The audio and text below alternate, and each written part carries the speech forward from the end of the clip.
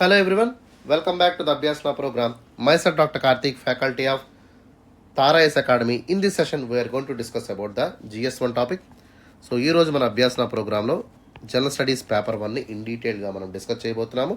So before starting the session of GS1, let us know about the program. ఒకసారి in డీటెయిల్గా అభ్యాసన యొక్క details మనం తెలుసుకుందాము.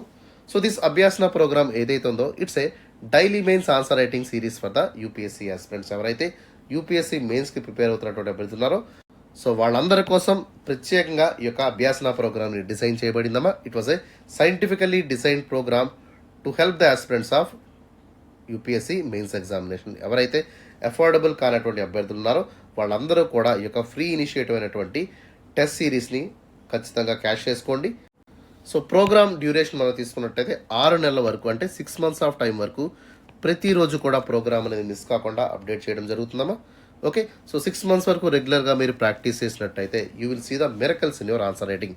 ఖచ్చితంగా మీ ఆన్సర్ రైటింగ్ గణనీయమైనటువంటి మార్పులు అయితే రావడం జరుగుతాయి.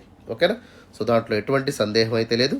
So trust in yourself and also trust us. ఖచ్చితంగా 6 నెలల్లో so one of the finest answer writing మీకు వచ్చేటువంటి అవకాశం అయితే 100% ఉంటుందమ్మా. ఓకే, బట్ మీరు చేయాల్సినటువంటి పని ఏంటంటే ప్రతిరోజు కూడా క్రమం తప్పకుండా సో ఆన్సర్స్ని ప్రాక్టీస్ చేయాలి.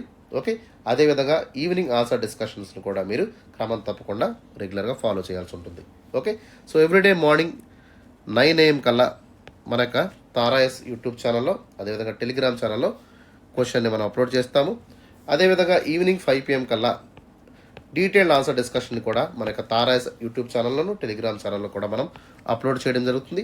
దాంతోపాటు అభ్యాసన పీడిఎఫ్ని ప్రత్యేకంగా మనం టెలిగ్రామ్ ఛానల్లో అప్లోడ్ చేయడం జరుగుతుందమ్మా. So that you can able to download them and you can access them for the later date also. ఓకేనా, సో ఇట్లాంటి వెసులుబాట్లు కూడా మీకు కల్పించడం జరుగుతుంది. So now let us move to the Abhyasana program. ఒకసారి ప్రోగ్రామ్ డీటెయిల్స్లోకి వెళ్తాము. అండ్ ఈ యొక్క అభ్యాసన ప్రోగ్రామ్ అనేది ఎందుకు మనం స్టార్ట్ చేశామంటే so because most of the people ఎవరైతే తెలుగు స్టేట్స్లో ఉన్నారో వాళ్ళకు ఒక ఫ్రీ టెస్ట్ సిరీస్ అనేది ఎక్కడా లేదమ్మా. సో ఆల్మోస్ట్ వాళ్ళు ఎక్కడా చూసినా కూడా మనకి పెయిడ్ టెస్ట్ సిరీస్ అనేవి కనబడుతూ ఉంటాయి. బట్ చాలామంది అఫోర్డబుల్ కాకుండా ఉంటారు. వాళ్ళందరి కోసం ప్రత్యేకంగా మన యొక్క తారాయస్ అకాడమీ యొక్క ఫ్రీ ఇనిషియేటివ్ ఆఫ్ అభ్యాసనాన్ని అయితే తీసుకురావడం జరిగింది. సో దీని ద్వారా కొన్ని వేల మందికి ఈ యొక్క ప్రోగ్రామ్ అనేది ఉపయోగకరంగా ఉండేటువంటి ఆలోచనతో మేము ప్రోగ్రామ్ అయితే ముందు తీసుకువెళ్తున్నాము. సో ఎవరైతే అఫోర్డబుల్ కానటువంటి అభ్యర్థులు ఉన్నారో వాళ్ళందరూ కూడా ఓకే సో ఈజీగా ఈ ప్రోగ్రామ్ యాక్సెస్ చేసుకోవచ్చు. ఓకే, దానికి మీరు చేయాల్సినటువంటి పని ఏంటమ్మా, సో సింపుల్గా మన ఛానల్ని సబ్స్క్రైబ్ చేసుకున్నట్టయితే ప్రతిరోజు కూడా అభ్యాసాన్ని ఇన్ డీటెయిల్గా మీకు ప్రొవైడ్ చేయడం అయితే జరుగుతుంది. ఓకేనా, సో ఆల్ ద అప్డేట్స్ అన్నీ కూడా మీకు ఈజీగా నోటిఫై అవుతాయి. రైట్, సో ఈ యొక్క ప్రోగ్రామ్ యొక్క ఎజెండాలోకి మనం వెళ్ళినట్టయితే సో 3 ఇంపార్టెంట్ ఆబ్జెక్టివ్స్ ఆర్ ఎజెండాతో మనం ముందుకు వెళ్తున్నాము. So first, through this Abhyasana program we are covering the entire syllabus of UPSC in a comprehensive manner. In డీటెయిల్గా సిలబస్ అంతా కూడా మనం కవర్ చేస్తూ కాంప్రహెన్సివ్గా ఓకే వీటి మీద క్వశ్చన్ అండ్ ఆన్సర్స్ని ఫ్రేమ్ చేయడం జరుగుతుంది. ఆల్మోస్ట్ ఆల్ 150 క్వశ్చన్స్ని ఇన్ డీటెయిల్గా ప్రోగ్రామ్ అంతా కూడా డిస్కస్ చేయడం జరుగుతుందాం. అంటే ఏంటి, 150 క్వశ్చన్స్ మీన్స్ 150 థీమ్స్ని మనం సిలబస్ థీమ్స్ ఏవైతే ఉన్నాయో వాటిన్నిటిని కూడా ఇన్ డీటెయిల్గా డిస్కస్ చేద్దాం. సో దీని ద్వారా హ్యూజ్ అమౌంట్ ఆఫ్ కంటెంట్ని ఇక్కడ మనం గ్యాదర్ చేసుకున్న వాళ్ళం అవుతాము. ఓకే, సో ఈ కంటెంట్ని ఎట్లా ఎన్రిచ్ చేయాలి అనేటువంటి విషయం మీద కూడా అభ్యాసన మీకు టీచ్ చేస్తుంది. Okay, so our first agenda is content providing and also content enrichment. Okay, ఈ రెండింటినీ కూడా అభ్యాసన ప్రోగ్రామ్ ద్వారా మీరైతే పొందుతారు. That is the first and foremost objective of the Abhyasana. And coming to the second important objective of the Abhyasana, that is the answer writing skill upgradation. So answer writing అనేది ఎట్లా రాయాలి అనేటువంటి విషయం మీద కూడా ఇన్ డీటెయిల్గా అభ్యాసనలో మనం నేర్పడం జరుగుతుందమ్మా. సపోజ్ మనకి ఇచ్చినటువంటి క్వశ్చన్ని మనం ఎట్లా చదవాలి, ఓకే క్వశ్చన్లో ఉన్నటువంటి కీవర్డ్స్ ఏంటి అనేటువంటి విషయం మీద కూడా అవగాహన మనం తీసుకోవాల్సి ఉంటుంది. ఓకే, సపోజ్ క్వశ్చన్లో ఉన్నటువంటి కీ ఇంపార్టెంట్ డైరెక్టివ్స్ ఏవైతే ఉన్నాయో లైక్ డిస్కస్ వర్డ్ తీసుకోండి. Okay, critically comment, critically analyze, okay, and substantiate, analyze, elaborate. Okay, ఇట్లాంటివన్నిటిని కూడా మనం తరచుగా వింటూ ఉంటాము. అండ్ ఈ యొక్క నెరేటివ్స్ ద్వారా క్వశ్చన్స్ని ఎక్కువగా అడుగుతూ ఉంటారు. ఓకే, సో వీటినన్నింటి యొక్క మీనింగ్ని తెలుసుకుందాము. సో ఈ వర్డ్స్ ఇస్తే మనం ఎట్లా అప్రోచ్ అవ్వాలి, ఎట్లా ఆన్సర్ రాయాలి అనేటువంటి విషయాన్ని కూడా మనం డిస్కస్ చేయడం జరుగుతుంది. ఓకే, సో ఈ విధంగా క్వశ్చన్ని మనం అడ్రస్ చేసుకోవాల్సినటువంటి విషయం ఉంటుంది. అండ్ మోస్ట్లీ మనకి కొన్నిసార్లు మల్టిపుల్ క్వశ్చన్స్ ఇస్తూ ఉంటారు. అంటే సో లాంగ్ క్వశ్చన్స్ ఉంటాయి, వీటిలో మనకి సో 1 or 2 or 3 క్వశ్చన్స్ కూడా ఉన్నటువంటి పరిస్థితి మనకు ఉంటుంది. సో ఎన్ని క్వశ్చన్స్ మనకు అడిగారు, ఎన్ని ఆస్పెక్ట్స్లో మనల్ని ఆన్సర్ రాయాలనేటువంటి డిమాండ్ చేస్తున్నారు అనేటువంటి విషయాన్ని కూడా మనం జాగ్రత్తగా అర్థం చేసుకోవాలి. So demand of the question అనేది వెరీ వెరీ ఇంపార్టెంట్ ఆస్పెక్ట్ అనమాట. ఓకే, దీని తర్వాత ఆన్సర్లోకి మనం వెళ్ళినట్టయితే సో ఆన్సర్ అప్రోచ్ని ఎట్లా మనం రాయాలి, ఓకే, దీంట్లో ఉన్నటువంటి పార్ట్స్ ఏంటి, ఇంట్రడక్షన్ కానివ్వండి, బాడీ కానివ్వండి, కన్క్లూజన్ కానివ్వండి, ఎట్లా రాయాలి అనేటువంటి విషయం మీద మనం అవగాహన తెచ్చుకోవాల్సి ఉంటుంది.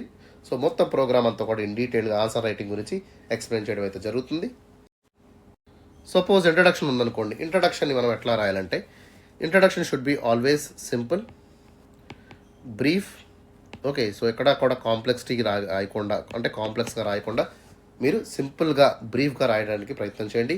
అండ్ ఎప్పుడూ కూడా ఇంట్రడక్షన్ మీరు 3 లైన్స్ అంటే 30 పదాలు దాటకుండా జాగ్రత్తగా రాయాల్సినటువంటి అవసరం ఉంటుంది. అర్థమవుతుందా? And coming to the body of the ఆన్సర్లోకి వెళ్ళినట్టయితే సో బాడీని మనం ఎట్లా స్ట్రక్చరైజ్ చేసుకోవాలి అనేటువంటి విషయం మనకి most important aspect. So demand of the క్వశ్చన్కి తగ్గట్టుగా ఆన్సర్ని మనం స్ట్రక్చర్ చేయాల్సి ఉంటుంది. సో కొన్నిసార్లు పాయింట్ ఫార్మెట్లో ఆన్సర్స్ రాయాల్సి వస్తుంది, కొన్నిసార్లు పారాగ్రాఫ్ ఫార్మెట్లో రాయాల్సి వస్తుంది అనేటువంటి విషయాన్ని కూడా మీరు ఎట్లా ఏది ఎప్పుడు రాయాలో కూడా మీరు తెలుసుకోవాల్సి ఉంటుంది.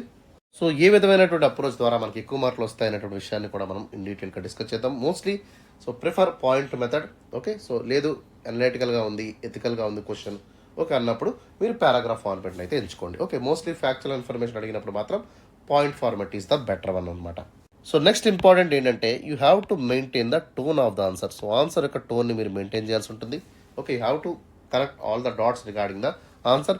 అదేవిధంగా మనకి మోస్ట్లీ వాల్యూ ఎడిషన్ కూడా చేయాల్సి ఉంటుంది.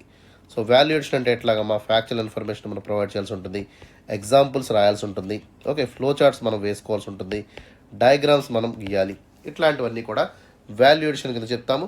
సో దీనివల్ల ఏమవుతుంది, ఆన్సర్ యొక్క ఎఫిషియన్సీ ఇంక్రీజ్ అవుతుంది. సో ఎవరైతే ఎవాల్యుయేటర్ ఉంటారో సో వాళ్ళకు కూడా ఐ క్యాచ్గా మీ ఆన్సర్ కనబడుతుంది. సో దాని ద్వారా ఎక్కువ ఇంప్రెస్ అయ్యేటువంటి అవకాశం ఉంటుంది. సో ఎక్కువ మార్కులు కూడా సాధించేటువంటి వెసులుబాటు కూడా మీకు ఉంటుంది అనమాట. ఓకేనా? సో ఈ విధంగా ముందుకు వెళ్ళాల్సి ఉంటుంది. అండ్ ఫైనల్లీ కన్క్లూజన్ కూడా మీరు ఎట్లా రాయాలంటే always should be positive. So మొత్తం అంతా కూడా సమరైజ్ చేసుకుంటూ కాంప్రహెన్సివ్గా ఇంటిగ్రేట్ అప్రోచ్ ద్వారా సొల్యూషన్స్ ఏవైతే ఉన్నాయో వాటిని చెప్పాల్సి ఉంటుంది. అదేవిధంగా కొన్నిసార్లు పాజిటివ్గా, ప్రాస్పెక్టివ్గా, ఓకే, ప్రామిసింగ్గా కన్క్లూజన్స్ని కూడా ప్రొవైడ్ చేయాల్సి ఉంటుంది. Okay, so conclusions will be always small and mostly you should not complicate the conclusion. So బ్రీఫ్గా రాయడానికి ప్రయత్నం చేయండి. And you should not cross 3 lines. 3 lines కంటే కూడా ఎక్కువగా రాయొద్దు అనమాట. అర్థమైందమ్మా? సో ఈ విధంగా కన్క్లూషన్స్ని మనం రాయాల్సి ఉంటుంది. Okay, and finally the third important objective that is the time management. ఖచ్చితంగా ప్రతి ఒక్కరు కూడా యూపీఎస్సీలో టైంని ఎఫెక్టివ్గా, ఎఫిషియెంట్గా ఎట్లా యూటిలైజ్ చేసుకోవాలనేటువంటి విషయం మీద ఖచ్చితంగా ప్రాక్టీస్ చేయాల్సి ఉంటుంది. So without practicing the questions with time మీరేమవుతారమ్మా, ఖచ్చితంగా ఫెయిల్ అయ్యేటువంటి అవకాశం ఉంది. 100% ఫెయిల్ అవుతారు when you are not utilizing the time properly. Okay, so ఎప్పుడు మీరు ఆన్సర్స్ రాసినా కూడా స్టాప్ వాచ్ ద్వారానే ఆన్సర్స్ రాయండి. ఖచ్చితంగా టైంని పెట్టుకొని మీరు ఆన్సర్స్ స్టార్ట్ చేయాల్సి ఉంటుంది. This is very very important. ఎవరైతే టైంని ఫాలో కాకుండా వేగ్గా ఆన్సర్స్ రాస్తారో వాళ్ళందరూ కూడా చక్కగా పెట్టబెడ సర్దుకొని ఇంటికి వచ్చేయచ్చమ్మా. So I'm requesting to all the aspirants, ఎవరైతే మన ప్రోగ్రామ్ రెగ్యులర్గా రిలీజియస్గా రాస్తున్నారో, ఎవరైతే సీరియస్ ఆస్పిరెంట్స్ ఉన్నారో వాళ్ళందరూ కూడా స్టాప్ వాచ్ టెక్నిక్ని ఫాలో అవ్వండి. ఓకే, సో మనకి 10 మార్కుల క్వశ్చన్లు ఎట్లా ఉన్నాయి, 15 మార్కుల క్వశ్చన్లు ఎట్లా రాయాలి, ఓకే, జనరల్ ఎస్సే ఎట్లా రాయాలనేటువంటి విషయాన్ని కూడా మనం డీటెయిల్గా డిస్కస్ చేద్దాము. So let us begin with the 10 markers. So 10 మార్కర్స్ని మనం 150 వర్డ్ లిమిట్లో రాయాల్సి ఉంటుంది. యూపీఎస్సీ మీ నుంచి అట్లీస్ట్ 2 పేజీల ఆన్సర్ ఎక్స్పెక్ట్ చేస్తుంది. అండ్ మన యొక్క 10 మార్కర్కి ఉన్నటువంటి టైం లిమిట్ ఎంత అంటే that is about 7 to 8 minutes. 7 నుంచి 8 నిమిషాల్లోపే ఆన్సర్ని ఫినిష్ చేయాల్సి ఉంటుంది. Okay, that is about the 10 marker questions regarding the UPSC. 15 marker question మనం తీసుకున్నాం అనుకోండి, దీన్ని 250 పదాల్లో రాయాల్సి ఉంటుంది. అండ్ 3 పేజీల ఆన్సర్ని యూపీఎస్సీ మీ నుంచి ఎక్స్పెక్ట్ చేస్తుంది. అండ్ టైం లిమిట్ వచ్చేసి మనకి 11 to 12 minutes లోపే ఆన్సర్ని ఫినిష్ చేయాల్సి ఉంటుంది. ఓకేనా? సో ఈ విధంగా 10 మార్కర్స్ని 15 మార్కర్స్ని మనం అడ్రస్ చేయాల్సినటువంటి అవసరం ఎంతైనా ఉంది. Okay, and finally general essay టాపిక్లోకి వెళ్ళినట్టయితే దీన్ని 1200 పదాల్లో రాయాల్సి ఉంటుంది. అండ్ అట్లీస్ట్ 12 to 14 పేజెస్ వరకు మీరు రాసుకోవచ్చు. మనకి ఇచ్చినటువంటి టైం లిమిట్ ఎంతంటే 90 minutes. సో 1.5 hour టైంలో జనరల్ ఎస్ఐని మనం కంప్లీట్గా ఫినిష్ చేయాల్సి ఉంటుందమ్మా. ఓకే, సో ఈ విధంగా ఇన్ డీటెయిల్గా ఏ క్వశ్చన్కి ఎంత టైంలో రాయాలి, ఎన్ని పేజెస్ రాయాలి, ఎన్ని వర్డ్స్లో రాయాలో కూడా మనం ఈ యొక్క అభ్యాసన ప్రోగ్రామ్ ద్వారా తెలుసుకుందాం. Okay, so these are the most important objectives that we are going to make you learn through this program of Abhyasana. ఇవన్నీ కూడా మీకు నేర్పించేటువంటి ప్రయత్నం ఖచ్చితంగా చేస్తాం. Okay, and next important aspect is the Abhyasana schedule. ఒకసారి ప్రోగ్రామ్ షెడ్యూల్ అంతా కూడా ఇన్ డీటెయిల్గా చూద్దాము. ఏ రోజు ఏ టాపిక్స్ ఉంటాయి, ఎట్లా వాటిని కవర్ చేస్తాం అనేటువంటి అంశాలు కూడా డీటెయిల్గా డిస్కస్ చేద్దాం. So let us begin with the schedule of Abhyasana. So program అనేది ఎవ్రీడే మనకి మార్నింగ్ 9 AM కల్లా స్టార్ట్ అవుతుందమ్మా.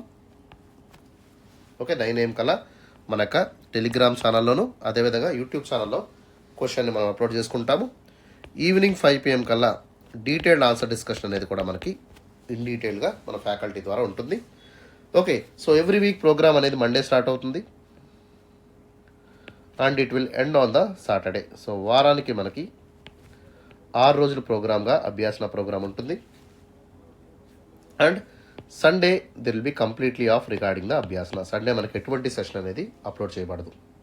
ఓకే, సో ఈ విధంగా మండే నుంచి సాటర్డే వరకు ప్రతిరోజు కూడా మన ఛానల్లో క్వశ్చన్స్ అప్లోడ్ అవుతాయి, అదేవిధంగా ఆన్సర్ డిస్కషన్స్ అనేవి కూడా అప్లోడ్ కాబడతాయి.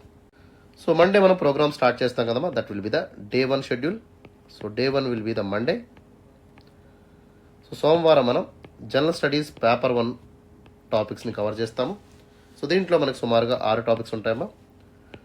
ఫస్ట్ టాపిక్ వచ్చేసి మనకి ఇండియన్ హిస్టరీ. సెకండ్ టాపిక్ వచ్చేసి వరల్డ్ హిస్టరీ.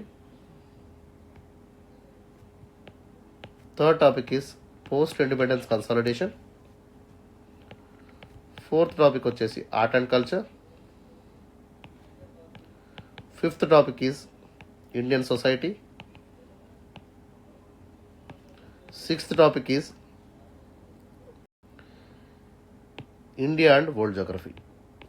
సో మొత్తం 6 టాపిక్స్ని ఇన్ డీటెయిల్గా మనం సోమవారం ప్రోగ్రాంలో కవర్ చేస్తాం. సో 1 by 1 మనం కవర్ చేస్తాం. అన్నీ ఒకరోజే కవర్ చేయం. ఒకరోజు ఇండియన్ హిస్టరీ ఉంటుంది, ఒకరోజు వరల్డ్ హిస్టరీ ఉంటుంది, ఇట్లా అనమాట. సో సక్సెసివ్గా మనం కవర్ చేయడం అయితే జరుగుతుంది. Okay, so that is about the day 1 schedule of Abhyasana. Now let us see about the day 2 schedule. So రెండో రోజు ప్రోగ్రామ్ తీసుకున్నట్టయితే so day 2 will be the Tuesday. So Tuesday we are covering the GS2 paper. So GS2 పేపర్ని డీటెయిల్గా మనం cover చేద్దాము. దీంట్లో మనకి 4 sub topics ఉంటాయమ్మా. First topic is Indian polity. Second topic వచ్చేసి మనకి governance. Third topic is social justice and the last topic is international relation. మొత్తం 4 టాపిక్స్ని ఇన్ డీటెయిల్గా మనం మంగళవారం అభ్యాసనలో కవర్ చేయడం అయితే జరుగుతుంది. ఓకేనా? Coming to the day 3 schedule of Abhyasana. So మూడో రోజు అభ్యాసన షెడ్యూల్లోకి వెళ్ళినట్టయితే that will be the Wednesday. బుధవారం మనం GS3 పేపర్ని ఇన్ డీటెయిల్గా కవర్ చేస్తాము. దీంట్లో మనకి 6 సబ్ టాపిక్స్ ఉంటాయమ్మా. So each and every one will be discussed in consecutive weeks. So first టాపిక్లోకి మనం వెళ్ళినట్టయితే ఇండియన్ ఎకానమీని మనం డిస్కస్ చేస్తాము. This is the first topic and important one. Second topic వచ్చేసి మనకి science and technology. So science and టెక్నాలజీని తరచుగా ఎక్కువగా ప్రశ్నలు అడుగుతున్నారు, very very important topic. Third topic is environment. So this is the one I'm going to teach in the Tarayas academy. Okay, fourth topic వచ్చేసి disaster management. Fifth topic మనకి internal security and the last topic is agriculture. So మొత్తం 6 టాపిక్స్ని in డీటెయిల్గా మనం అభ్యాసన ప్రోగ్రాంలో day 3న discuss చేద్దాం. Okay, and coming to the next day, that is the day 4. Day 4 will be the Thursday. So గురువారం మనం GS4 పేపర్ని in డీటెయిల్గా cover చేద్దాము. దీంట్లో మనకి 3 సబ్ టాపిక్స్ ఉన్నాయమ్మా. So first topic is ethics. Second topic is integrity and third topic is aptitude. So మొత్తం ఈ 3 టాపిక్స్ని ఇన్ డీటెయిల్గా మనం డే 4 ఆఫ్ అభ్యాసంలో డిస్కస్ చేద్దాము. అండ్ ఎవ్రీ థర్స్డే మనకి ఎథిక్స్ మీద స్పెషల్ సెషన్ అయితే కండక్ట్ చేయడం జరుగుతుందమ్మా. Okay, we are conducting special session to discuss all the concepts of SI యొక్క టర్మినాలజీని, దాంతోపాటు కేస్ స్టడీస్ ఏవైతే ఉన్నాయో వాటినన్నింటినీ కూడా ఇన్ డీటెయిల్గా మన యొక్క special session of Abhyasana, that is the day 4 సెషన్లో మనం కవర్ చేయడం అయితే జరుగుతుంది. Okay, right. And coming to the next important day, that is the day 5 of Abhyasana. So 5వ రోజు ప్రోగ్రామ్ తీసుకున్నట్టయితే, so day 5 will be the Friday. So Friday we are conducting a special session on the general essay perspectives మీద ప్రత్యేకమైనటువంటి session మనం conduct చేయడం జరుగుతుందమ్మా. Okay, so almost all మొత్తం programme అంతా కలిపి 25 థీమ్స్ని మనం ఇన్ డీటెయిల్గా డిస్కస్ చేస్తాము. అండ్ ఓవరాల్గా ప్రీవియస్ ఇయర్ క్వశ్చన్స్ ఏవైతే ఉన్నాయో వాటిని కూడా డిస్కస్ చేసేటువంటి ప్రయత్నం చేద్దాము. దీని ద్వారా మ్యాక్సిమం సిలబస్ని అంతా కూడా కవర్ చేస్తూ కాంప్రహెన్సివ్గా ఎస్ఐ ప్రోగ్రామ్ అంతా కూడా డీటెయిల్డ్గా మన స్పెషల్ సెషన్ ద్వారా ఎట్లా రాయాలి, ఎన్ని పాయింట్స్లో రాయాలి అనేటువంటి డిస్కషన్ అంతా కూడా మనం ఫ్రైడే ప్రోగ్రాంలో చూద్దాం. ఓకేనా, that is about the day 5 session of Abhyasana. And coming to the last day, that is the day 6. So day 6 will be the Saturday. శనివారం మనం కరెంట్ అఫైర్స్ మీద ప్రత్యేకమైనటువంటి సెషన్ తీసుకుంటాము. మోస్ట్లీ మనకి ఈ ప్రోగ్రాంలో క్వశ్చన్ అండ్ ఆన్సర్ ఫార్మాట్ ద్వారా current అఫైర్స్ని provide చేస్తాం. ఓకే, ఎందుకంటే బికాస్ GS1లో కానివ్వండి, GS2, GS3, okay, almost all ప్రతి టాపిక్లోనూ మనకి కరెంట్ అఫైర్స్ అనేది మోస్ట్ ఇంపార్టెంట్ రోల్ ప్లే చేస్తుంది. సో ఈ కరెంట్ అఫైర్స్ని మనం కవర్ చేయాలనుకుంటే ఖచ్చితంగా మనం ఒక స్పెషల్ సెషన్ ద్వారా సో ఆ వీక్లో ఉన్నటువంటి ఇంపార్టెంట్ కరెంట్ అఫైర్స్ అన్నింటిని కూడా తీసుకొని ఒక థీమ్ని మనం పిక్ చేసుకొని ఇక్కడ క్వశ్చన్ ద్వారా మీకు ఈ యొక్క అభ్యాసన సెషన్ని ప్రొవైడ్ చేస్తాము. దాంతోపాటు మై స్పెషల్ రిక్వెస్ట్ ఏంటంటే ప్రతిరోజు కూడా అభ్యర్థులు ఎవరైతే ఉన్నారో వాళ్ళు 30 మినిట్స్ వరకు రెగ్యులర్గా హిందూ న్యూస్ పేపర్ని చదవండమ్మా. ఓకే, మోస్ట్లీ ఎడిటోరియల్ సెక్షన్ కానివ్వండి, ఇంపార్టెంట్ ఏవైతే ఉన్నాయో వాటిని కవర్ చేయండి. దీని ద్వారా మీకు మ్యాక్సిమం కవరేజ్ లభిస్తుంది. సో మల్టిపుల్ పర్స్పెక్టివ్స్లో మీరు ఆన్సర్ని ఎట్లా రాయొచ్చు, ఎట్లాంటి ఫ్యాక్చువల్ ఇన్ఫర్మేషన్ని మనం కరెంట్ అఫైర్స్ డేటా ద్వారా ఎఫెక్టివ్గా రాసేటువంటి అవకాశం ఎప్పుడు కూడా కరెంట్ అఫైర్స్ రావడం వల్ల మీకు దక్కుతుందమ్మా. దీని ద్వారా మీ యొక్క ఆన్సర్ యొక్క ఎన్హాన్స్మెంట్ అనేది పెరుగుతుంది, ఎక్కువ మార్కులు వచ్చేటువంటి అవకాశం ఉంటుంది, తోటి విద్యార్థుల కంటే కూడా మీరు ఒక అడుగు ముందుండేటువంటి అవకాశం కూడా లభిస్తుంది. సో కరెంట్ అఫైర్స్ అనేది అతి ముఖ్యమైనటువంటి అంశం కింద మనం తీసుకోవడం జరుగుతుంది. ఈవెన్ దో పేపర్ లేకపోయినా కూడా ప్రత్యేకంగా మనం స్పెషల్ సెషన్ ద్వారా కరెంట్ అఫైర్స్ని ఇన్ డీటెయిల్గా మనకు సాటర్డే సెషన్లో కవర్ చేయడం జరుగుతుంది. And one more important aspect ఏంటంటే, అండ్ మంత్లీ మ్యాగజైన్స్ని కూడా మీరు విజిట్ చేయండి అమ్మా. Okay, most of the people will say monthly magazines ఎక్కువగా ఉంటాయి, టైం వేస్ట్ అని చెప్తూ ఉంటారు. But as far as I concern, మీరు ప్రతి టాపిక్ని కూడా చదవక్కర్లేదు. ఓకే, డైలీ హిందూ న్యూస్ పేపర్లో కానివ్వండి, లేదా మనకు అభ్యాసన స్పెషల్ సెషన్లో ఏవైతే కవర్ చేయలేదో, ఓకే, సో ఇంపార్టెంట్ టాపిక్స్ అని మీకు అనిపించినాయో ఆ టాపిక్స్ వరకు మీరు మంత్లీ సెషన్స్లో కవర్ చేయండి. దీని ద్వారా కాంప్రహెన్సివ్గా కరెంట్ అఫైర్స్ అంతా కూడా కవర్ చేసేటువంటి అవకాశం మీకు లభిస్తుంది. Okay, so that is about the day 6 of Abhyasana. Okay, ఈ విధంగా మొత్తం అంతా కూడా ఇన్ డీటెయిల్గా మన అభ్యాసన ప్రోగ్రాంలో డే 1 నుంచి డే 6 వరకు వీక్ షెడ్యూల్ అంతా కూడా కంప్లీట్ చేసుకొని మళ్ళీ కొత్త వీక్ని మనం స్టార్ట్ చేద్దాం. ఓకేనా, so that is about the schedule of Abhyasana and also agenda of the program. Okay, now let us move to the question of the day. ఈరోజు ప్రశ్న ఏంటో మనం డిస్కస్ చేద్దాం. ఓకే, ఈరోజు మనకి GS1 టాపిక్ కదమ్మా. సో GS1లో మనకి వరల్డ్ హిస్టరీ నుంచి ప్రశ్న అయితే ఇక్కడ అడగడం జరిగింది, దాన్ని ఏంటో చూద్దాం. సో ఈరోజు ప్రశ్న ఏంటో మనం చూద్దామమ్మా. Explain the geopolitical implications of the world war II and how this world war is especially resulting in the paradigm shift in international order. Also outline the key factors that are contributing to the emergence of new global landscape. Okay, so question మీరు జాగ్రత్తగా గమనించినట్టయితే so theme of the క్వశ్చన్ని మీరు అర్థం చేసుకోవాలమ్మా. So theme of the question ఏంటి ఇక్కడ, they are asking about the geopolitical implications of world war II. So world war II తర్వాత వచ్చినటువంటి జియోపొలిటికల్ ఇంప్లికేషన్స్ ఏంటి, ఓకే, సో ఇంటర్నేషనల్ ఆర్డర్ ఏ విధంగా మారింది అనేటువంటి విషయాన్ని ఇక్కడ ప్రశ్నగా అడిగారు. సో దీని ద్వారా సో ప్రపంచంలో ఉన్నటువంటి వరల్డ్ ఆర్డర్ అనేది ఏ విధంగా మారింది, సో ఎట్లాంటి న్యూ గ్లోబల్ ఆర్డర్ ల్యాండ్స్కేప్ అనేది మనకి ఇక్కడ ఎమర్జ్ అయింది అనేటువంటి విషయాన్ని కూడా డిస్కస్ చేయాలి. And we have to talk about the factors that are especially contributed for the establishment of new global landscape. Okay, new global landscape అనేది ఎట్లా ఎమర్జ్ అయింది, దాని యొక్క ఫ్యాక్టర్స్ ఏంటో కూడా second part of the question కింద మనం డిస్కస్ చేద్దాము. ఓకే, సో క్వశ్చన్ ఇక్కడ మనకి 15 మార్కుల ప్రశ్నగా అడిగారు. 250 పదాల్లో మనం ఆన్సర్ రాయాల్సి ఉంటుంది. అండ్ యూపీఎస్సీ మీ నుంచి అట్లీస్ట్ 3 పేజీల ఆన్సర్ అయితే ఎక్స్పెక్ట్ చేస్తుందమ్మా. అండ్ టైం లిమిట్ మీకు తెలుసు కదా, 11 to 12 minutes లోపు ఆన్సర్ని ఫినిష్ చేయాల్సి ఉంటుంది. Okay, right. సో ఒకసారి అప్రోచ్లోకి వెళ్దాము. ఇంట్రడక్షన్ని మనం ఎట్లా ఇవ్వాలంటే, సో బ్రీఫ్గా మీరు ఎక్కడ ఏం కష్టపడద్దు, డైరెక్ట్గా వరల్డ్ వార్ 2 గురించి మీకు తెలిసినటువంటి పాయింట్స్ని బ్రీఫ్గా రాయండి. సో సెకండ్ వరల్డ్ వార్ ఎప్పుడు జరిగింది, సో ఎలా జరిగింది అనేటువంటి అంశాన్ని బ్రీఫ్గా మీరు ఇంట్రడక్షన్ పేజీలో మెన్షన్ చేయండి. సో ఇంట్రడక్షన్ ఎప్పుడూ కూడా బ్రీఫ్గా సింపుల్గా రాయండి, కాంప్లికేట్ చేయకుండా జాగ్రత్తగా మీరు నెరేట్ చేయాల్సి ఉంటుంది. ఓకేనా? So that is about the introduction. Now coming to the body of the ఆన్సర్లోకి వెళ్ళినట్టయితే, సో ఫస్ట్ ఈ యొక్క వరల్డ్ వార్ 2 తర్వాత ఎట్లాంటి జియో పొలిటికల్ ఇంప్లికేషన్స్ అనేవి మనకు రావడం జరిగింది, ఓకే అనేటువంటి విషయం మీద మనం ఫస్ట్ పార్ట్ ఆఫ్ ద బాడీని డిస్కస్ చేద్దాము.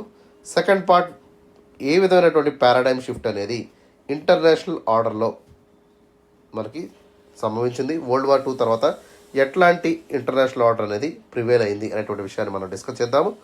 And third part of the బాడీలో we will talk about the what are the important factors, ఏవైతే కన్వర్జింగ్ ఫ్యాక్టర్స్ ఉన్నాయో, సో ఇవన్నీ కూడా ఒక కొత్త గ్లోబల్ ల్యాండ్స్కేప్ ఏ విధంగా పురుడు పోసాయి అనేటువంటి విషయం మీద కూడా మనం ఇన్ డీటెయిల్గా డిస్కస్ చేద్దాం. అంటే ఎస్పెషల్లీ ఆఫ్టర్ వరల్డ్ వార్ 2 తర్వాత ఏ విధమైనటువంటి న్యూ వరల్డ్ ఆర్డర్ అనేది మనకి ఎమర్జ్ అయింది, దానికి కారణాలు ఏంటో కూడా మనం 1 by 1 డిస్కస్ చేయడం జరుగుతుంది.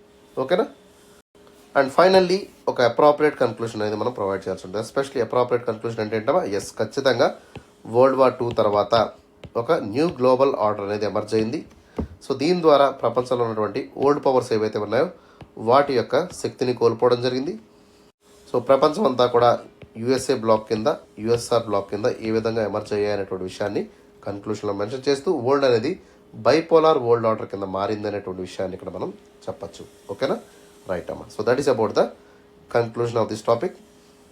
Now let us move to the answer discussion. So before starting the answer discussion చిన్న అనౌన్స్మెంట్ అమ్మా.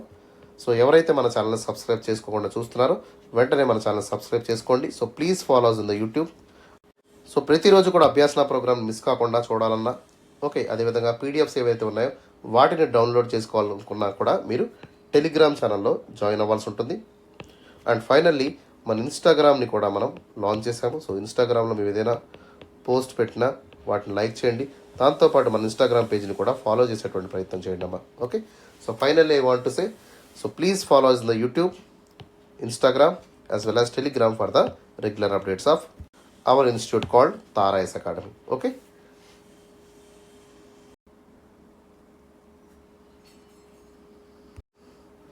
So now let us start with the introduction. ఒకసారి ఇంట్రడక్షన్తో మనం స్టార్ట్ చేద్దాము. సో ద పీరియడ్ ఆఫ్ 1939 నుంచి 1945 వరకు ఉన్నటువంటి వరల్డ్ వార్ పీరియడ్ని మనం ఏమంటామా, వరల్డ్ వార్ 2 పీరియడ్ కింద మనం చెప్తాము. So it was the one of the dreadful wars was witnessed ever in the world. Okay, ప్రపంచంలో అతి భయంకరమైనటువంటి యుద్ధాల్లో ఈ యొక్క వరల్డ్ వార్ 2 అనేది ప్రథమ స్థానంలో నిలుస్తుంది. And it marked the conflict of aggressive expansion of the axis power. So axis powers యొక్క అగ్రెసివ్ ఎక్స్పాన్షన్ అనేటువంటిది, సో దీనికి ఆవిర్భంగా చెప్పచ్చు. సో ఈ యొక్క యాక్సిస్ పవర్స్ అంటే ఏంటమ్మా, so Germany, okay, Italy, Japan, ఇవన్నీ కూడా మనకి యాక్సిస్ పవర్స్గా చెప్తాము. సో వీటిని ఢీకొట్టడానికి మనకి అలైడ్ పవర్స్ ఏర్పడ్డాయి. సో అలైడ్ పవర్స్లో మనకి UK, great Britain, USSR, USA, okay, so ఈ దేశాలన్నీ కూడా ఒక కూటమిగా ఏర్పడి, ఫ్రాన్స్, ఇవన్నీ కూడా కూటమిగా ఏర్పడి సో యాక్సిస్ పవర్స్ని ఎదుర్కొనేటువంటి ప్రయత్నం అయితే చేయడం జరిగింది. ఓకే, సో దీనివల్ల ఏమైందమ్మా, there is aggressive conflict between the allied powers and axis powers led to the world war. Okay, so in response the allies mounted with a multi front defence and eventually leading to the victory. So ఈ యొక్క యుద్ధంలో axis పవర్స్కి allied పవర్స్కి భయంకరమైనటువంటి యుద్ధం జరిగింది. So యుద్ధంలో విజయం అనేది allied powers సొంతమైంది. And this victory was sealed when the USA dropped 2 atomic bombs on the Hiroshima and Nagasaki, compelling Japan to surrender. So ఈ విధంగా ఈ యొక్క వార్ని ఎండ్ చేయడం అయితే యుఎస్ఏ చేయడం జరిగింది. So before USA, okay, especially మనకి యూరోపియన్ ఏరియాలో మనం తీసుకున్నట్టయితే Germany was surrounded by USSR army and also UK and France allies ఏవైతే ఉన్నాయో కంప్లీట్గా జర్మనీని చుట్టుముట్టి జర్మనీని అయితే స్వాధీనం చేసుకున్నాయి. But even though Germany was surrendered, okay, Japan was reluctant to give up. Japan ఒంటరిగా పోరాడింది. But because of the stupid mistake did by the Japan with the Pearl Harbor attack, so USA అగ్రెసివ్గా మారింది. USA became very aggressive on the Japan and drop 2 important bombs. Okay, మీకు తెలుసు, so powerful nuclear బాంబ్స్ని Hiroshima Nagasaki ప్రాంతాల్లో. So ఆ విధంగా జపాన్ని వేరే ఆప్షన్ లేకుండా సరెండర్ అయ్యేటువంటి విధంగా సో యుఎస్ఏ చేసింది. దీని ద్వారా మొత్తం యాబ్రప్ట్గా ఈ యొక్క వరల్డ్ వార్ 2 అనేది ఎండ్ అవ్వడం జరిగిందమ్మా. ఓకే, సో ఈ విధంగా వరల్డ్ వార్ని కళ్ళ కట్టేటువంటి విధంగా మీరు బ్రీఫ్గా 3 to 4 లైన్స్లో ఇంట్రడక్షన్ని అద్భుతంగా రాసేటువంటి ప్రయత్నం చేయండి. Okay, so that is about the introduction.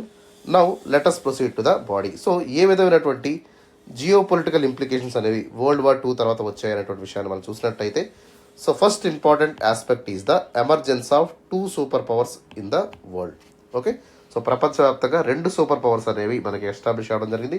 So old super powers అయినటువంటి యూకే, ఫ్రాన్స్, జర్మనీ ఇవన్నీ కూడా తన ప్రభావాన్ని కోల్పోయాయి.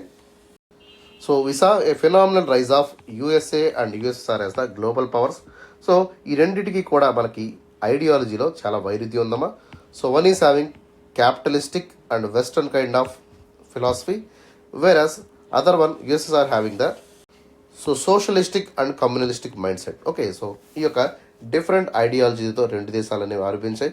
And both are especially led to the initiation of cold war. 2 కూడా డైరెక్ట్గా బాహాబాహి దిగపోయినప్పటికీ, 2 కూడా ఒక సైడ్ వరల్డ్ వార్లో పనిచేసినప్పటికీ, బట్ 2 కూడా ఆఫ్టర్ వరల్డ్ వార్ తర్వాత so significant amount of differences రావడం వల్ల ఐడియాలజీస్లో 2 కూడా కోల్డ్ వార్కి దారితీసింది. So this rivalry sparked a cold war between the 2 super powers, that is USA and USR. So ఈ యొక్క పీరియడ్ అంతా కూడా అంటే ఏంటమ్మా 1947 నుంచి ఓకే 1945-46 వరకు కొంచెం ప్రశాంతంగా ఉంది. సో 1947 నుంచి ఆల్మోస్ట్ ఆన్ 1991 అంటే యుఎస్ఆర్ డిజిగ్నేషన్ వరకు ఓకే రెండిటికి మధ్య ఫియర్స్ రైవల్రీ జరిగింది. సో ఎటువంటి డైరెక్ట్ కాన్ఫ్రంటేషన్ లేకుండా 2 కూడా పరస్పరం సో ప్రతి దాంట్లో కూడా ఎనిమిటీని అయితే పెంచుకోవడం జరిగింది. సో దీని ద్వారా మనకి ఏమైందమ్మా కోల్డ్ వార్ అనేది మనకి 2 దేశాల మధ్య సో ఇన్ని ఏళ్ళు మనకి నడిచింది. But after the disintegration of USSR in 1991 so cold war was ended. Okay, so direct military confrontation కాకుండా ఓకే సో సస్టైన్డ్గా లాంగ్ రన్లో మనకి జియో పొలిటికల్ టెన్షన్స్ అనేవి ఈ 2 దేశాల మధ్య మనం చూసాము. దాన్నే మనం కోల్డ్ వార్ అంటాం. సెకండ్ ఇంపార్టెంట్ ఆస్పెక్ట్ ఏంటంటే డీకాలనైజేషన్. సో ఎఫెక్టివ్గా మనకి డీకాలనైజేషన్ అనేది జరిగింది. So the war was completely weekend the European colonial power. So England కానివ్వండి, ఓకే, అదేవిధంగా ఇటలీ, ఫ్రాన్స్, ఓకే, డచ్, ఈ యొక్క కొలోనియల్ పవర్స్ ఏవైతే ఉన్నాయో సో వీటి వల్ల మొత్తం ఈ యొక్క యూరోపియన్ పవర్స్ అంతా వీక్ అయిపోయి, దీనివల్ల ఏషియాలో కానివ్వండి, ఆఫ్రికాలో కానివ్వండి, మిడిల్ ఈస్ట్లో ఇవి ఆక్రమించుకున్నటువంటి కాలనీస్ అన్నీ కూడా మాకు ఇండిపెండెన్స్ ఇవ్వండి అనేటువంటి ఒక ఫ్రీడమ్ ఫైట్ మూమెంట్స్ని స్టార్ట్ చేయడం జరిగింది.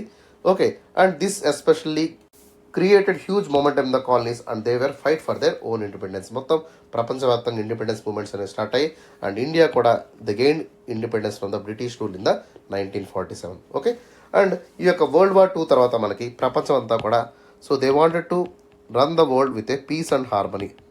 సో ప్రపంచ దేశాలన్నింటినీ కూడా ఒక తాటిపైకి తీసుకొచ్చి అందరూ కూడా శాంతియుతంగా ఉండాలనేటువంటి విషయం మీద ఈ యొక్క ఐక్యరాజ్య సమితిని ఎస్టాబ్లిష్ చేయడం జరిగింది. సో దీని ద్వారా ఫర్దర్గా సో ప్రపంచంలో మళ్ళీ ఒక వరల్డ్ వార్ అనేది రాకుండా నివారించేందుకు ఈ యొక్క ఐక్యరాజ్య సమితిని అయితే ఎస్టాబ్లిష్ చేయడం జరిగింది. So it is especially task to maintain the global peace and also cooperation among the each and every nation. And next important aspect ఏంటంటే division of Germany. So world war 2 తర్వాత సో పోట్స్డామ్ అగ్రిమెంట్ ద్వారా Germany ఏదైతే ఆక్రమించుకుందో ఆ ప్రాంతాలన్నింటినీ కూడా so mostly eastern side of the part అంతా కూడా సోవియట్ కంట్రోల్లోకి తీసుకోవడం జరిగింది. అండ్ వెస్ట్ జర్మనీ ప్రాంతం అంటే west side of the Germany ప్రాంతం అంతా కూడా సో ఎల్ఐస్కి ఇవ్వడం జరిగిందమ్మా. Okay, so this was a division symbolised with broader ideological divide between the cold war. Okay, ఈ యొక్క జర్మన్ వాల్ ఏదైతే కన్స్ట్రక్ట్ చేశారో ఓకే సో దీని ద్వారా ఒక ఐడియాలజికల్ వార్ అంటే యుఎస్ఆర్కి యుఎస్ఏకి మధ్య ఉన్నటువంటి కోల్డ్ వార్ని ఇది స్పష్టంగా తెలియజేసింది. And next important point is the shift in the global economic power. So pre war economic powers అయినటువంటి బ్రిటన్ కానివ్వండి, ఫ్రాన్స్ కానివ్వండి, ఇవన్నీ కూడా వీక్ అయిపోయి సిగ్నిఫికెంట్గా USA has snatched its home soil and emerge as a world's largest economy and also leading global exporter. Okay, ప్రపంచవ్యాప్తంగా అద్భుతమైనటువంటి శక్తి కింద యుఎస్ఏ అండ్ యుఎస్ఆర్ అనేవి ఆక్రమించుకున్నాయి. సో వీళ్ళిద్దరి రేస్ అనేది న్యూక్లియర్ ఆర్మ్స్ రేస్గా కూడా తయారైంది. సో యుఎస్ఏ కానివ్వండి, యుఎస్ఎస్ఆర్ కానివ్వండి, ర్యాపిడ్గా న్యూక్లియర్ వెపన్స్ని డెవలప్ చేయడం, టెస్ట్ చేయడం. ఓకే, దీనివల్ల కోల్డ్ వార్ టెన్షన్స్ అనేవి ఫర్దర్గా అగ్రివేట్ అయినటువంటి విషయాన్ని కూడా మనం ఇక్కడ అర్థం చేసుకోవాలి ఉంటుంది.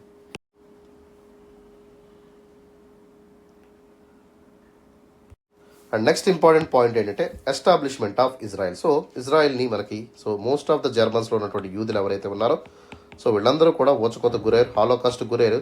సో ప్రత్యేకంగా ఇజ్రాయెల్ అనేటువంటి మిడిల్ ఈస్ట్ ఉన్నటువంటి ప్రాంతం ఏదైతే పాలస్తీన్ ఉందో ఈ ప్రాంతంలో వీళ్ళందరూ కూడా తరలి వెళ్ళారు.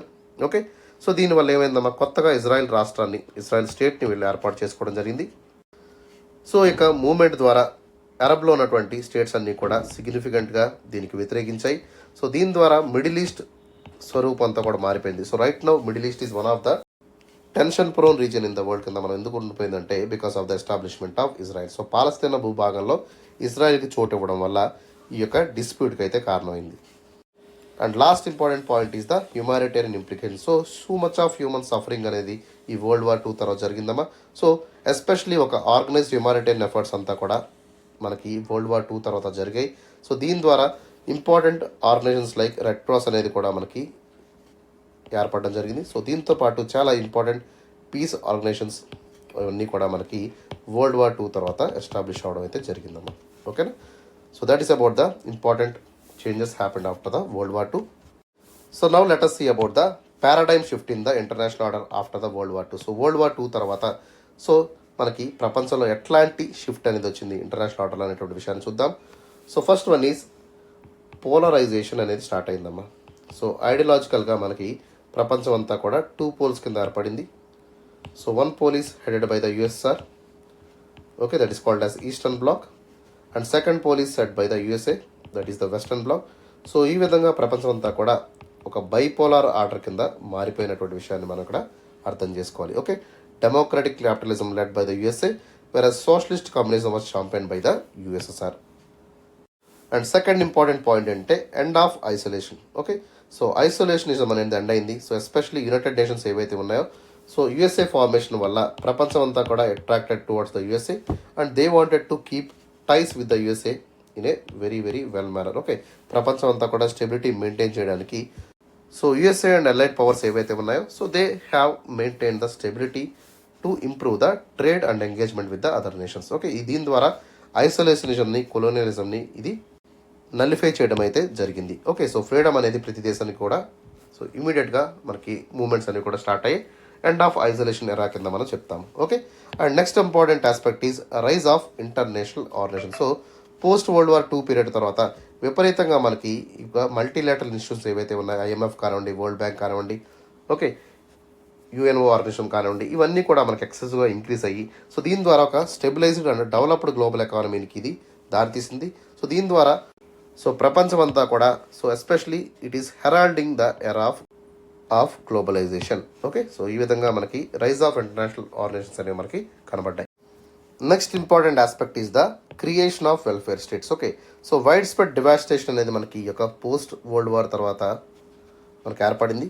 సో దీని ద్వారా ఏవైతే ఉన్నాయో యూరోపియన్ కంట్రీస్ ఏవైతే డివాస్టేట్ అయ్యో సో వీళ్ళందరూ కూడా వెల్ఫేర్ స్టేట్ అడాప్టివ్ మోడల్స్ తీసుకోవాల్సిందిగా యూఎస్ఏ చెప్పడం జరిగింది. దాంతోపాటు సోషల్ సర్వీసెస్ అయినటువంటి హెల్త్ కేర్ మీద ఎక్కువగా ఫోకస్ చేయాల్సినటువంటి అంశం మీద కూడా వీళ్ళు ఆలోచించడం జరిగింది. Okay, so thereby promoting and creation of the welfare states in the European area. And another important aspect is the onset of nuclear age. Okay, so nuclear age అనేది హిరోషిమా నాగసాకితో start అయ్యి so super power race కింద మారిపోయింది. So కాన్స్టెంట్గా especially USA కానివ్వండి, USSR కానివ్వండి తన యొక్క అమ్ముల పొదిలో విపరీతంగా న్యూక్లియర్ వెపన్స్ని అయితే తయారు చేసుకోవడం జరిగిందమ్మా. So last point is the universal declaration of human rights. Okay, so war response తర్వాత సో మనకి చాలా అట్రాసిటీస్ అనేవి జరిగాయి. సో ఐక్యరాజ్యసమితి ఏదైతే ఉందో it is coming with a global commitment of human rights. So ప్రతి ఒక్కరు కూడా డిగ్నిటీతో ఉండాలి, వాళ్ళందరికీ కూడా protection of dignity and human rights అనేది కల్పించాలనేటువంటి ఒక ఇంపార్టెంట్ డిక్లరేషన్ని కూడా ఐక్యరాజ్యసమితి మనకి అనౌన్స్ చేయడం అయితే జరిగిందమ్మా. దీని ద్వారా ఎవరైతే వార్ ప్రిజనర్స్ ఉంటారో వాళ్ళందరినీ కూడా చాలా జాగ్రత్తగా ట్రీట్ చేయాలి. ఓకే, ఎవరైతే ప్రజలు ఉన్నారో వాళ్ళందరినీ కూడా హ్యుమానిటీగా వాళ్ళ రైట్స్ కూడా కల్పించే విధంగా చూడాల్సినటువంటి బాధ్యత అన్ని దేశాల మీద ఉందనేటువంటి ఒక ఇంపార్టెంట్ అడాప్షన్ అయితే ఐక్యరాజ్య సమితి తీసుకోవడం జరిగింది.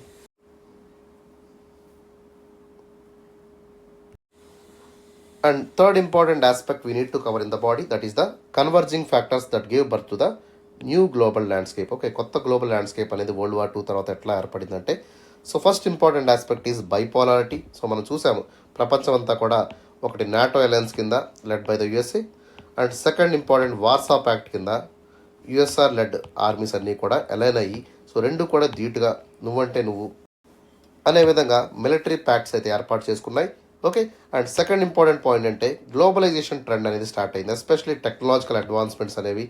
సో కాంపిటీషన్ పెరిగి ప్రతి దేశం కూడా సో ఇంటర్నేషనల్ నెట్వర్క్స్ని, ట్రాన్స్ అట్లాంటిక్ ఫ్లైట్స్ని, okay, so network like SWIFT కానివ్వండి, ఇట్లాంటివన్నింటిని కూడా తీసుకురావడం జరిగింది. దీని ద్వారా సో గ్లోబల్ ట్రేడ్ని ఫర్దర్గా ఎన్హాన్స్ చేసుకున్నటువంటి ప్రయత్నం అయితే చాలా ముమ్మరంగా జరిగిందమ్మా.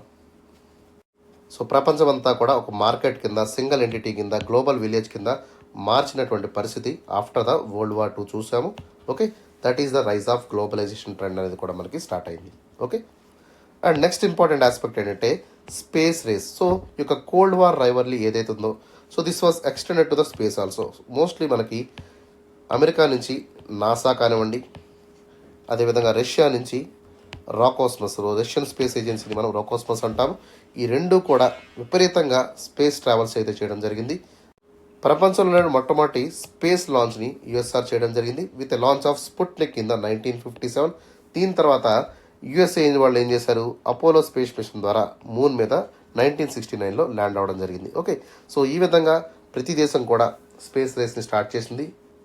ఎస్పెషలీ యుఎస్ఏ బిగిన్ చేసినటువంటి స్పేస్ రేస్ని చైనా, ఇండియా, ఆ తర్వాత జపాన్ కూడా స్టార్ట్ చేయడం అయితే చూసాం మనం.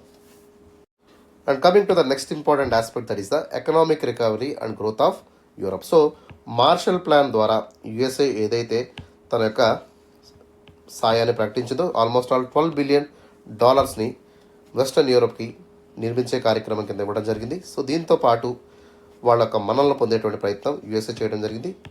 దీనికి ఆపోజిట్గా USSR also supported with economic development of eastern bloc nations through COMECON. Okay, COMECON అనేటువంటి ప్రోగ్రామ్ ద్వారా ఓకే యుఎస్ఎస్ఆర్ కూడా ఏం చేస్తుందమ్మా, మిగిలిన దేశాలన్నింటినీ కూడా అట్రాక్ట్ చేసుకోవడానికి ఒక ఫినాన్షియల్ ప్లాన్ని, రికవరీ ప్లాన్ని కూడా ధీటుగా యుఎస్ఏకి ధీటుగా, మార్షల్ ప్లాన్ ధీటుగా కోమ్కాన్ అయితే లాంచ్ చేయడం జరిగింది.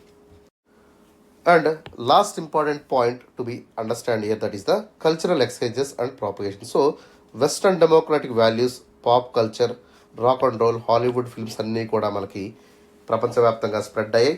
అదేవిధంగా యుఎస్ఆర్ నుంచి సోషలిజం అనేది, ఆర్ట్ అండ్ లిటరేచర్ అనేది, ఓకే, అదేవిధంగా వర్కింగ్ క్లాస్ స్ట్రగుల్స్ అనేవి ఏవైతే ఉన్నాయో, ఎస్పెషలీ మనకి మావోయిస్ట్ మూమెంట్స్ కానివ్వండి, బోల్షివిక్ మూమెంట్స్, మెల్షివిక్ మూమెంట్స్, ఓకే, అదేవిధంగా నక్సలిజం, అర్థమైందా, సోషలిజం, ఓకే, అదేవిధంగా కమ్యూనిజం, ఇవన్నీ కూడా మనకి ఎస్పెషలీ యుఎస్ఆర్ సైడ్ నుంచి అయితే ప్రమోట్ అవ్వడం జరిగింది. So much of cultural exchange and propagation అనేది ఆఫ్టర్ ద వరల్డ్ వార్ తర్వాత కూడా జరిగిందమ్మా. Okay, one of the most important historical event కింద మనకి వరల్డ్ వార్ 2ని మనం చెప్పుకుంటాము. ఖచ్చితంగా యూపీఎస్సీ ఎగ్జామినేషన్లో వరల్డ్ వార్స్ మీద నుంచి ప్రశ్న వచ్చేటువంటి అవకాశం ఉంది. Either world war before scenario కానివ్వండి, ఆఫ్టర్ సినారియో కానివ్వండి, ఎక్కువగా మనకి ఎగ్జామ్లో అడుగుతున్నారు. ఓకేనా, రైట్ అమ్మా. So that is about the body of the answer. Now let us see about the conclusion. So conclusion ఎట్లా రాయాలో చూద్దాం. రెండో వరల్డ్ వార్ ఎండ్ అయిన తర్వాత నుంచి ప్రపంచవ్యాప్తంగా మనం విపరీతమైనటువంటి చేంజెస్ని చూసాము. We have seen a profound changes in the entire global landscape after the world war 2. So దీంతో పాటు ఏమైందమ్మా, సూపర్ పవర్స్ అనేవి రైజ్ అయ్యాయి. సో ప్రపంచవ్యాప్తంగా ఒక వేవ్ ఆఫ్ డీకాలనైజేషన్ అనేది మనకు స్టార్ట్ అయింది. Okay, especially onset of globalisation అనేది మనకి ఇక్కడ ట్రెండ్గా మారింది. కల్చరల్ ఎక్స్చేంజెస్ అనేవి జరిగాయి. దాంతోపాటు పోస్ట్ వార్ ఎరా ట్రాన్స్ఫర్మేటివ్ పీరియడ్ అంతా కూడా సిగ్నిఫికెంట్ అమౌంట్ ఆఫ్ ఇంపాక్ట్ అనేది మనం చూసాము. అదే కూడా ప్రస్తుత పరిస్థితుల్లో మనకి కంటిన్యూ అవుతున్న విషయాన్ని కూడా మనం అర్థం చేసుకోవాలి. ఎందుకంటే యూఎస్ఏ అండ్ యుఎస్ఆర్ అనేవి అంత పెద్ద మొత్తంలో ప్రపంచాన్ని ఇంపాక్ట్ చేసినటువంటి దేశాలుగా మనం ఇక్కడ చెప్పుకోవాల్సి ఉంటుంది. ఎందుకంటే సో రెండు కూడా చాలా పెద్ద మొత్తంలో మనకి వరల్డ్ వార్ 2 తర్వాత మంచి కార్యక్రమాలు చేశాయి, అదేవిధంగా చెడు కార్యక్రమాలు కూడా చేయడం జరిగింది. So significant amount of positive ఇంపాక్ట్ని, అదేవిధంగా నెగిటివ్ ఇంపాక్ట్ని కూడా బోత్ యుఎస్ఏ కానివ్వండి, యుఎస్ఎస్ఆర్ కానివ్వండి ప్రపంచానికి పరిచయం అయితే చేశాయి ఆఫ్టర్ ద వరల్డ్ వార్ 2. ఓకేనా, సో ఈ విధంగా టాపిక్ని అయితే మీరు కన్క్లూడ్ చేయండి. So that is about the topic for today. So మీకు ఏదైనా డౌట్ ఉన్నట్టయితే కామెంట్ సెక్షన్లో మీరు కామెంట్ చేయండి. Within 24 hours of time మీ యొక్క కామెంట్స్ అన్నింటినీ కూడా నేను చదువుతాను. దాంతోపాటు ఓకే మన ఛానల్ని కూడా సబ్స్క్రైబ్ చేసుకోండి. Okay, so that's all for today. Have a great day.